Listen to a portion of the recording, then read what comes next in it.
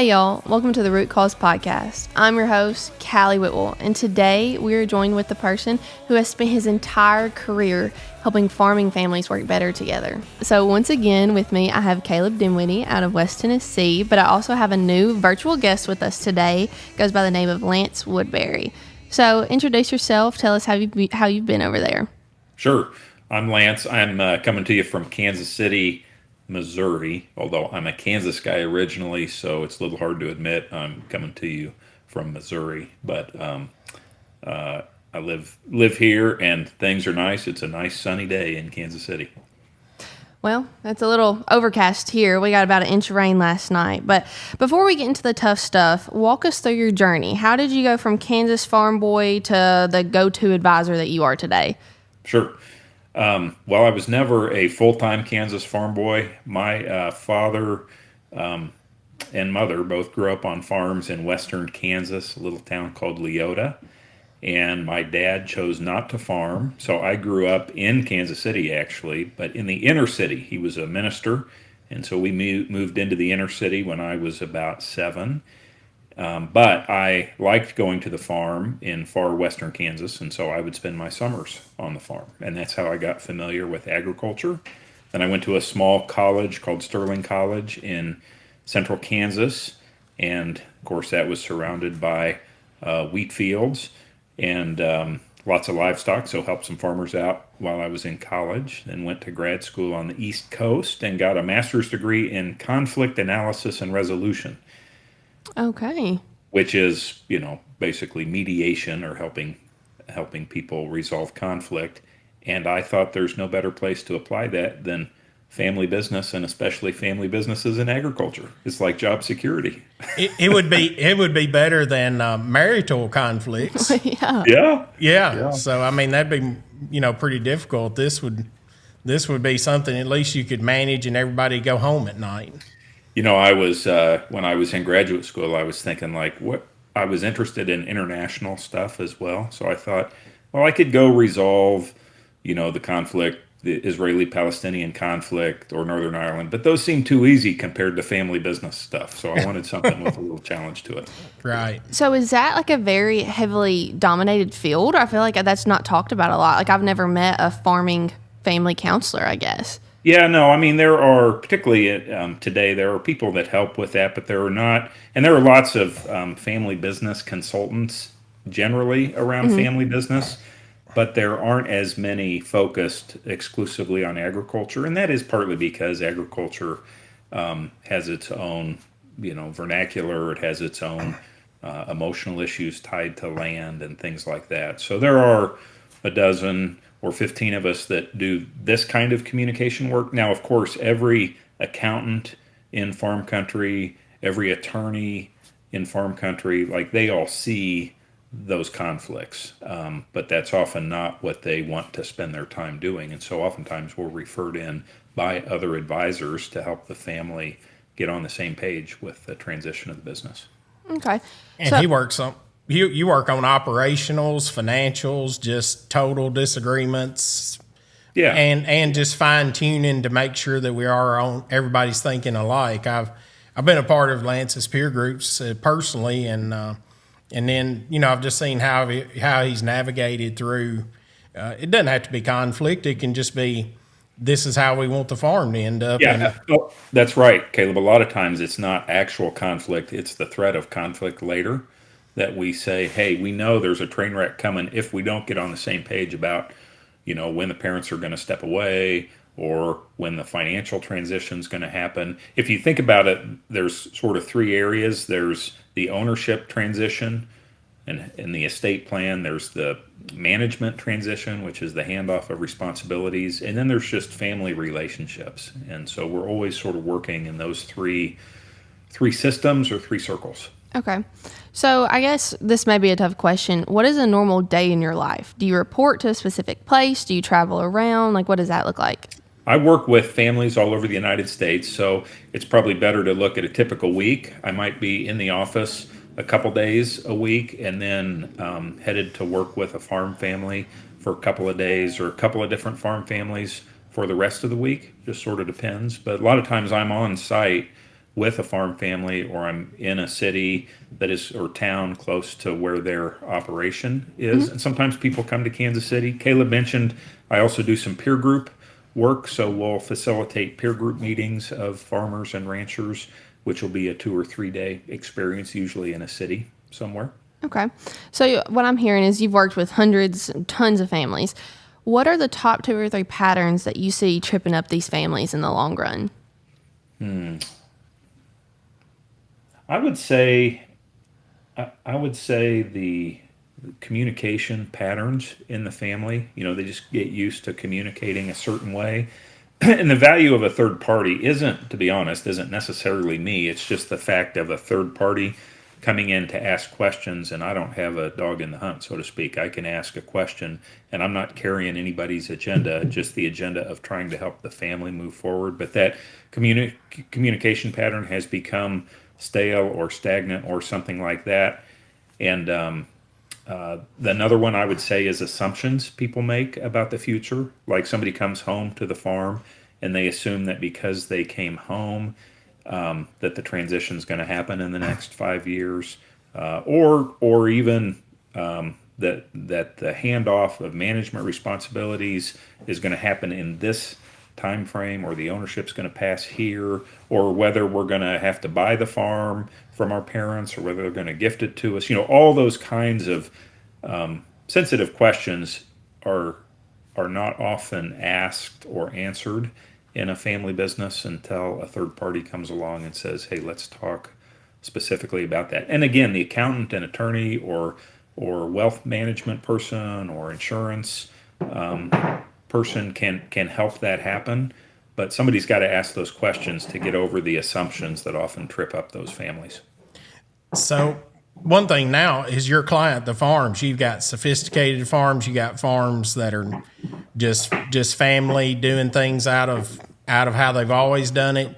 New people coming in, and a lot of ownership now that's not held within the family farm group, I guess. So that really makes things different than what they were 30, 40 years ago. Yeah, I mean, the capital intensity has just gotten more significant with the price of land, and so it complicates how we think about the transitions, and particularly when there are people in the family business, like the next generation that hasn't returned to the farm, but the parents are trying to be equal in passing down their assets, but somebody's back on the farm and somebody's not back on the farm. Well, do you give them the same dollar amount of assets? And if you do, you're subjecting the person on the farm to likely buying out at some point the person who's not on the farm, and that, where are the dollars going to come from for that? That's a hard challenge to solve, and it just gets worse. So you figured out that equal isn't always fair, and fair isn't always equal. That's right, and that gets said a lot, but that really is true. I mean, I encourage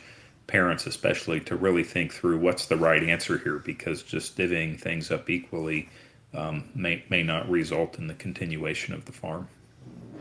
I was about to say, I feel like a lot of your issues are stemming from communication in different time frames. So, Kaleb, I guess my question for you in relation to this is, on your operation, do you see these conflicts arising?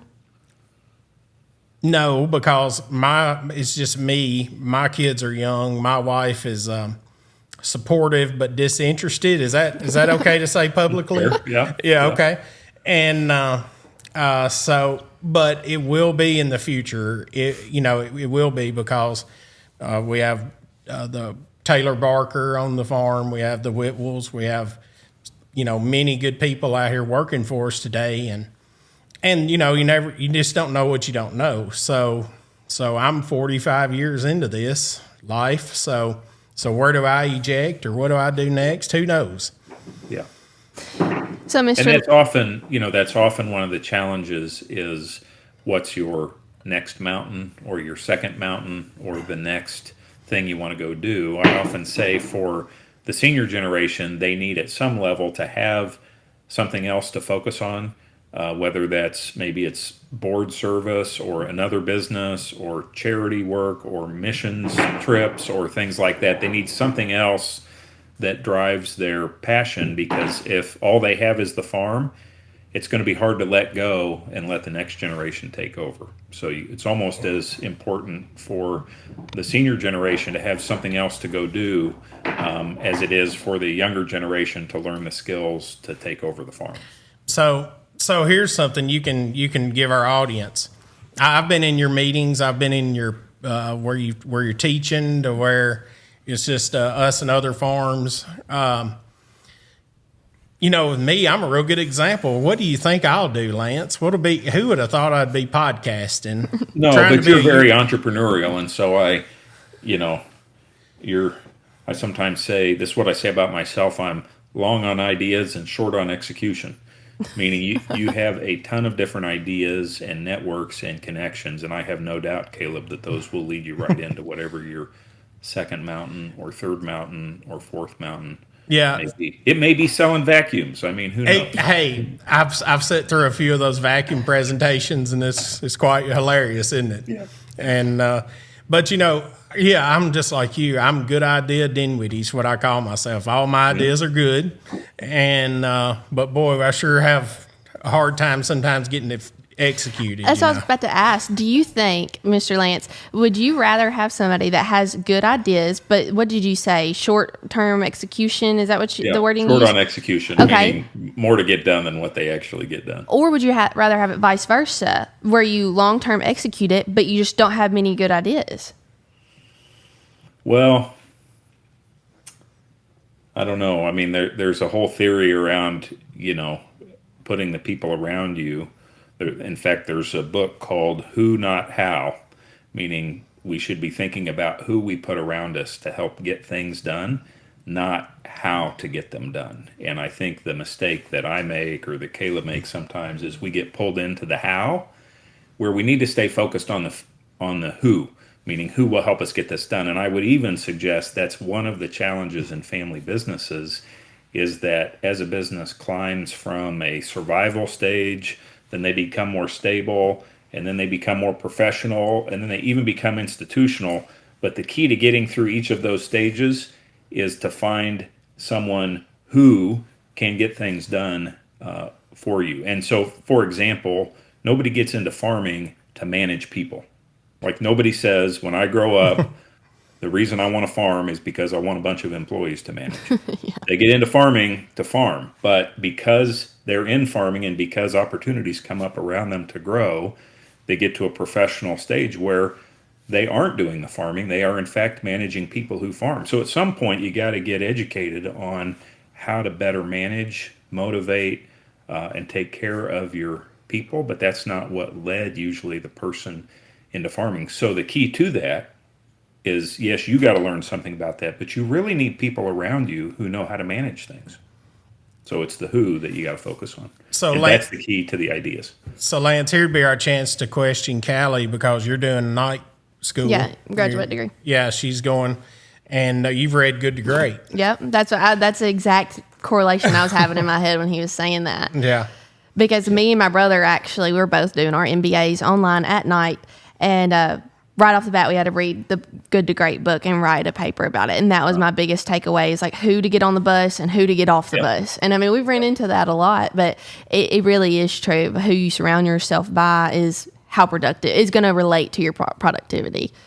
And knowing your strengths and what you like to do is really part of that as well. What are you best at doing, and what do you most like to do, are two questions that people need to really wonder about. And in fact, Cali, we often encourage people before they come home to the farm to go work for someone else. And the reason we want them to go work for someone else is it forces them to find out what they're best at and what they really like doing.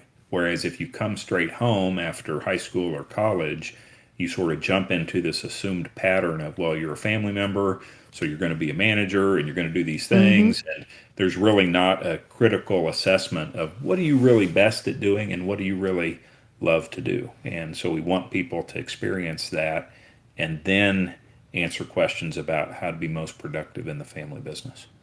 I'm in our peer group now. There's two family farms that are, one son is working for the other farm inside the peer group. So it's going to be very interesting. Yeah.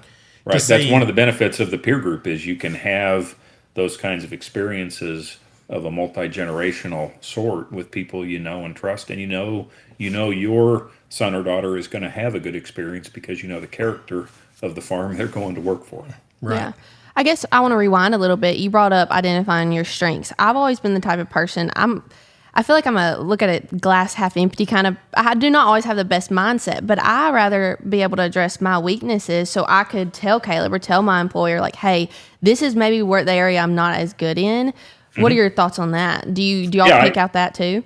Yeah, absolutely. You need to know what those are. Now, can you fix your weaknesses is the question. Like if you know you're weak in an area, Cali, can you fix that? Or as the guys who wrote what is now the Strengths Finder, which is a really popular book where it helps you identify your strengths. It was either Marcus Buckingham or someone said, if all you work is on your weaknesses, you just become less weak. You don't ever really become strong. Yeah. You just become less weak. And so the key thing is to say, how do you minimize the weaknesses? How do you leverage the strengths? Yeah. I think that's my biggest thing is like one thing, daily stuff. I'm not the best in math. I could write up a paper, type up something nice, but math is not my strong suit. So if we're over here trying to figure out different calculations, I'm not going to be your girl, but I'm not going to spend all my extra time trying to catch up to everybody else if we have a person that is able to do that. Yeah, that's right. So here, I'm going to give Cali another critique while we're just doing this publicly. Why not, Lance? It's your performance review. Yeah. Let's do a review right now. So Cali's been here full time since December. She graduated, and then she's doing night school 2 days a week. But in farming, our industry is so different. We don't know when it rains. We don't know when X happens. We don't know anything. So my advice to her as her leader was to plan less. And I felt bad by giving her that advice, but she's really a planner. And I think a lot of people, her brother's a planner. It's you coming into agriculture, you do have to learn how just to wing it because you can't family vacations are hard to book. Things in advance are hard because you don't know what's coming. Right. You do have to stay relatively nimble to get sort of all the bases covered. Now, in Cali's defense, she does a terrible job managing my calendar. So she needs to pick that up just a little bit. So. It is so difficult. You'll be like, oh, you're supposed to do this today. Oh, I have this, and this to do today. I'm just I like to know what each day, when I wake up in the mornings, I like to know what that day entails. And that is definitely not here. And I never in a million years would imagine my boss I would think I was in like Missouri somewhere, and he calls me on the phone. He's like, Cali, I'm going to give you one piece of advice. Plan less. And that was in the phone call. And I was like, I would have never guessed my boss to tell me to plan less than what I already did. Yeah. Now let's critique Kaleb here a little bit. I think one of this is my hunch. Now I don't know this. This is just a theory. The challenge to make full use, Kaleb, of Cali's expertise is to fully delegate your calendar to her. So I don't want you looking at your calendar. I want you calling her to say, what's on my calendar today? You got to get it. You got to fully let go and get that stuff over to her so that she can help you be more effective. Yeah, no, you're totally right. Because today I have 4 calendars and she only knows about one of them. Well, right. we all. So you got to stop that. Stop that. She is in control of your calendar, and you call her to find out what you need to be doing. Right. Yeah, so that'd be a good step. Yeah. Well, let's clarify. We all, everybody at our operation in the office has a shared calendar. So it's all of our calendars put into one. So if I have a doctor's appointment this day, he can look at it and see I'm not going to be here that afternoon. Right. So that's kind of how we utilize it. And we try to plan stuff, but not always everything gets entered on the right days and overlaps happen. Well, my sense is there are 2 kinds of people when you start getting into people who are wildly productive. One kind of person is they are the filter for everything, and so they're good at saying no, right? So they're in charge of their own calendar, they manage it, whatever. The other kind of person puts everything to somebody else, sort of puts their daily life in the hands of someone else to help them manage to be more productive so that they can spend time focused on the things that they're best at doing. And the problem is most of us live somewhere in the middle of that. We sort of have some people helping us, and we also do our own thing, and that creates some bottlenecks. Yeah. So you got to get on one side of that or the other if you really want to get to the next level, which I'm not at. I mean, I wish I were at the next level, but I'm not there either. Yeah. So the whole bottleneck thing is always time management and communication. Right. Yeah. So, yeah, I've worked on that a lot. I've gone from an F to a D minus. So I've made progress. So Yeah. and that's self-graded. So but it is the bottleneck of life, personally, business, no matter what you're into. So Yeah, that's right. I will say it's even biblical. If you go back and look at when Moses was leading the Israelites, there was a point in time where Moses was the bottleneck, and his father-in-law came to him and said, look, if you keep this up, you're going to burn out. And so then Moses started delegating things. So it's not like it's a new phenomenon. It's been going on for thousands of years. Oh, yeah. yeah. I feel like some of us need to relate back to our Bible stories to be able to align ourselves. Yeah, but he let two termites on a wood boat. Oh, my goodness. I don't know about that. I was riding around. I said, certain things God put on this earth, and I understand it. Like, I don't like snakes, but they have a purpose. But one thing I don't know what has a purpose are ticks. I got in a tick turkey hunt the other day, and I cannot find the purpose of why ticks were here. Yeah. I'm one of the many businesses that I have my fingers in is a business that uses catnip or cat mint. Catnip comes from cat mint, which is a mint like spearmint or peppermint. But if you take the oil from catnip or cat mint and you hydrogenate it and spread it around, it's an insect repellent, and it repels ticks. So we'll talk after the show. Yeah, send me some of that. Of Nipt. It's called NIPT Nipt. It's on Amazon. I'll order me some. It'll keep the ticks away. I definitely need some of that for sure. Yeah. All right, trying to get a little bit back on track. So most of the tension that you see on the family farms, is it emotional, financial? What area is that coming from? Yes, it's all of them. All of them? It often, Callie, is rooted in something in the past, and it sort of bubbles up around the financial because the financial is the most tangible thing to sort of point to. But it might be rooted in sibling rivalry. It might be rooted in a past conflict where somebody's having trouble forgiving someone, or an assumption, or somebody felt snubbed, or somebody didn't get an apology. I mean, there's lots of emotional tenets to it, but oftentimes it does show up around money, or it shows up around the estate plan, just because that's the tip of the iceberg that pokes out of the ocean is the financial piece of that. I gotcha. So I know one of the big issues going on today is just generations passing it down to the younger kids. So like how are you seeing that? And I know we've talked about that a little. How do you balance that handoff? I would say to get to balance, one of the exercises I often have the senior generation do is talk about what are their guiding principles. In other words, what are the 5 or 10 principles that inform how they want to pass it down. And we were talking earlier about one of those principles, which is, are we going to be equal among everybody, or is it okay to be unequal? Are we going to tell the kids what we've done, or are we going to keep it a secret? Are we going to have a buy-sell agreement if we put them in a land entity together, or are we going to let them figure it out? Like, what are the things that are going to guide that transition? And I feel like if the senior generation will spend some time, and those aren't really, they don't need to be legal or accounting questions, just like, what do I believe about my farm, my wealth, my kids? What do I believe about those things? And if the senior generation will spell those out a little bit, then it sets the stage for fruitful discussions with the next generation. Now, that doesn't mean the next generation will agree with everything, but I often say, if we're going to disagree, let's make that known sooner rather than later, because if we kick it down the road 10 or 20 years and I expected the farm to come to me, but it's not, and I don't find out till I've been here for 20 years, that's a deal breaker in a family relationship. In fact, I one time worked with a family, and two son-in-laws, had married into the family farm, and those guys were both in between 55 and 60, and their mother-in-law was still doing the books and kind of running the business in her late 80s. And they were like, if we had known that we would be back here and have worked for 30 years and not be any closer to ownership or serious participation in decision making, we wouldn't have come back. But now we're between 55 and 60, and we can't go do anything else. So they were very disappointed and regretful, and that did not bode well for their family relationships going into the future. So if we can identify things early and talk about them, even if there's going to be conflict, at least we know people can make decisions, people can move on, and we have a chance to recover from that as a family. But we often don't talk about those things.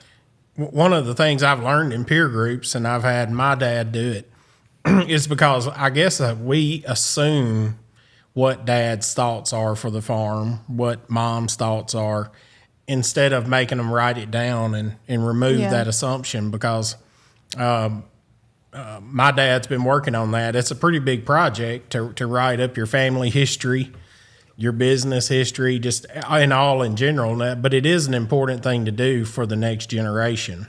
Absolutely. Yeah. And not just, Kaleb, for the next generation. That's important for your father to do as well, for his own sense of significance, to recognize his own mortality. That activity of writing your story, and there's a guy named Bruce Feiler, Feiler, that writes a lot about this. That act of writing your story is, in fact, a good transition activity. If you can get the senior generation to write their story or talk about their story, that kicks into gear something in the brain that says, hey, it's time to transition this. Same with like Vance Crow's legacy interviews. He does those. That's the same sort of activity that's triggered by the senior generation saying, I'm ready to write my story. And in writing my story, it makes me think about, well, what's the next chapter in my story? And that's as important for your dad, Kaleb, as it is for you as his son. Yeah, well, Cali hadn't put that on my calendar, so I haven't done it yet. So, oh my goodness! So I need a little calendar, management here to have some time. But it's totally important. Hey, Cali, we'll do some 360 feedback here in a few minutes, where you give some upward feedback. we need a mind reader around here. Is what we need.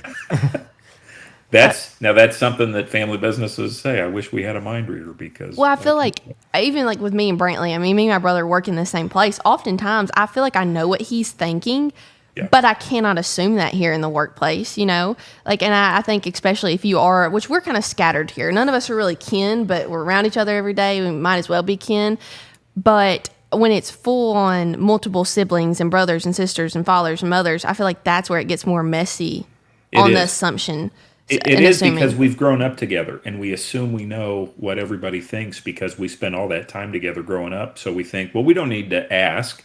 We just kind of know. So let's make a decision and go on down the road. Well, come to find out 3 decisions later that they actually didn't agree with that decision back there. But now we're three levels into it and pretty frustrated with each other. So you tend not to do that in a non-family business because you don't have that history. You tend to have a meeting, say, okay, we're making this decision. Is everybody on board? Or this is the decision I'm making, so deal with it or whatever. In family business, we just don't talk about it. We just go do things. Yeah. So. All right. So I heard you came up with the term succession anxiety and disorder. Yeah. So can you explain that to us? Yeah. Just that, I tell people I work on conflict, but in this whole succession process, really what's going on is people are anxious about what's going to happen next. Kaleb, you alluded to the fact that in agriculture, it's hard to do planning, right? The weather, the markets, all these things happen and we don't know. But yet in this family business context, we can know, but so often we don't find out or we don't have the discussion as a family. And it's not so much conflict. I mean, conflict is a problem, but oftentimes the anxiety around not knowing what's going to happen in the future, that is what breeds the conflict. So the conflict may not actually be the root thing. It's the anxiety or the feeling of anxiousness around what's going to happen to this farm or ranch in the future. And so we're not talking about it. We're making assumptions. We're guessing. There used to be the title of a book, someday this will all be yours. Well, when is the someday? When's that going to happen? So that anxiety that comes from that, then people start acting on that, and that's how we get conflict. So succession anxiety disorder is this idea that, I don't know what's going to happen, and so I'm going to get anxious about it, and that's gonna be what causes the conflict. So welcome to Root Cause. This is the name of our podcast.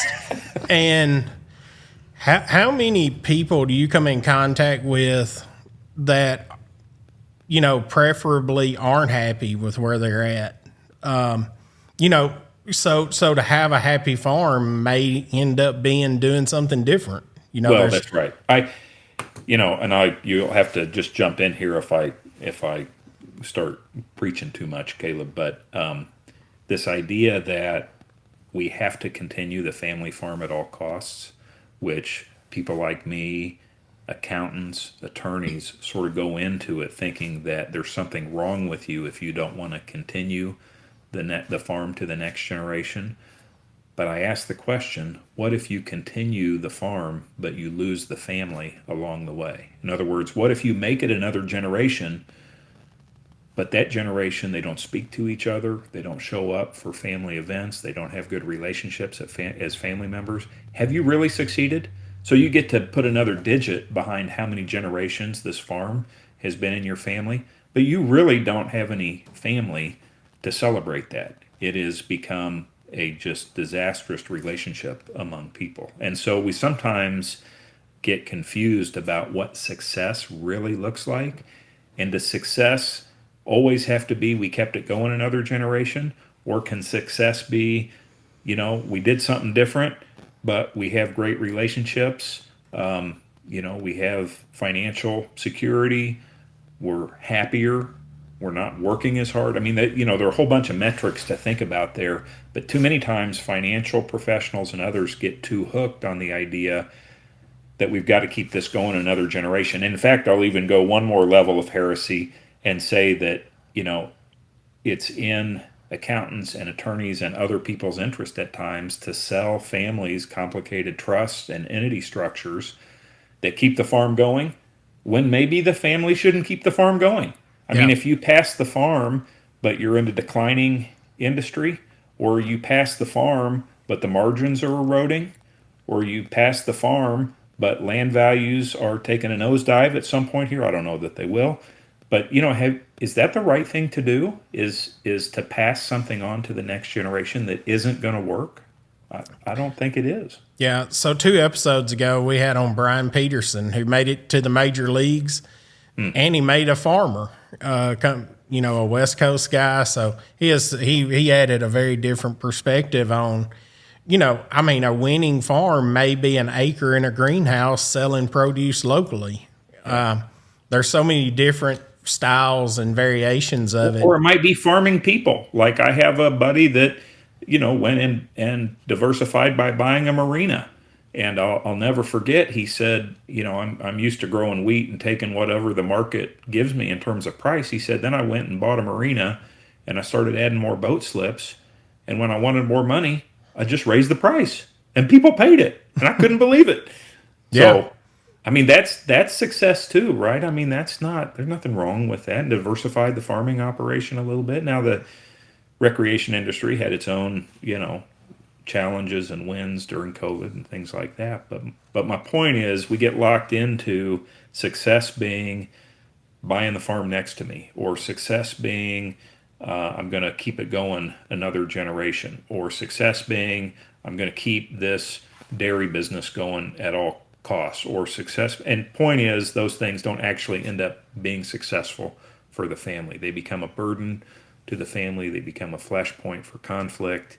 And I'm not sort of willy-nilly saying don't continue the farm, but I am saying take some dedicated time and say, what does success really mean for us? What's our definition of success? And it may not be setting up your cousins or second cousins to own land together. Yeah, in a real complex. Yeah, I'm always amazed at some of those ownership structures. As I look at it, I just think, wow, what a mastery to put all that together and keep all those people marching together. So So that, don't put that one on my calendar because I wouldn't be a good one at that. Well, listen, at some point, people are going to want out. Yeah. Or Yeah. at some point, the land's going to be sold. And I tell people, look, I'm all for dynasty trust and multi-generational stuff, but they've got to have some flexibility in there because not everybody is going to stay in lockstep 50, 60, 80, 100 years from now. It's just not going to happen. Like that's a fool's errand to think that everybody's is going to stay in all the way for 4 or 5 more generations. Well, we think agriculture is immune to it, but look at animal agriculture. You know, it's totally nothing like it was 5, 10, 50 years ago for sure. Yeah, some version of consolidation's coming. You know, people have been predicting that in row crop, and I think it's happening in terms of operations going to larger and larger operations. The capital though, you don't see the Cargills and other people of the world saying, I want to own a farm, in part because the risk is so high still. I mean, you really have to know so many things as a farmer between managing people, managing financial risk, knowing agronomy, knowing equipment. I mean, all the things you have to know as a farmer are just, heads and shoulders above other business owners, non-agricultural business owners, in my opinion. Yeah, and we can all do things so differently. And one time I was at a cattle auction, and I'd only bought feeder cattle up to that point and did that side of it. And I decided I was going to get wise and buy me some mama cows. And so this older gentleman sitting out there in his overalls, and he said, well, you did a good day's work, didn't you, Dinwiddie? I said, oh, I think so. I said, never had done the mama cow side of this business, but I believe that's the side for me. He said, yeah, I always buy my feeder calves cheaper than I can raise them. Good luck. So I walk away and I'm thinking, okay, well, here's another one of my good ideas. And, we all see something different everywhere we stand from. And what's that saying? Good judgment comes from experience. Yeah. And experience comes from bad judgment. Right. Right. I like that. So you talk a lot about family legacy, whether that's staying in the business or getting out of it. I mean, there are different forms of that. But you also tie in a lot of your lessons into biblical passages. So I kind of want to touch on that and what role does faith play into helping these families? Yeah, well, I think, Cali, first of all, sort of society has tended to separate faith from business at times. Yeah. And many of the farm families I work with are deeply spiritual, and I have some interest in trying to reconnect that a little bit, even if at a very minor level with my Sunday morning reflections. But this idea that our faith has something to teach us, the Bible has something to teach us about being in business and working with family every day. I think, it's just it's kind of a missed opportunity. There's all these books behind me on the shelf, but the Bible, that was written a long time ago and sort of covers all of the stuff that's written back there in some form or fashion. Yeah. And so trying to help people connect sort of what they believe with what they do every day and give them something to focus on that's bigger than themselves. We know that when people have a purpose that is larger than themselves, they tend to come together a little bit better or have more glue between them. And my attempt is to introduce some of that glue by talking about biblical principles in family business. So have you seen this forgiveness and spiritual alignment within these families and just it change the course of the family business? Have you seen the stories? Yeah, yes, it changed. I don't know the course of the business. Ultimately, you're getting into business strategy and things. What it does change is the course of the family's relationship together.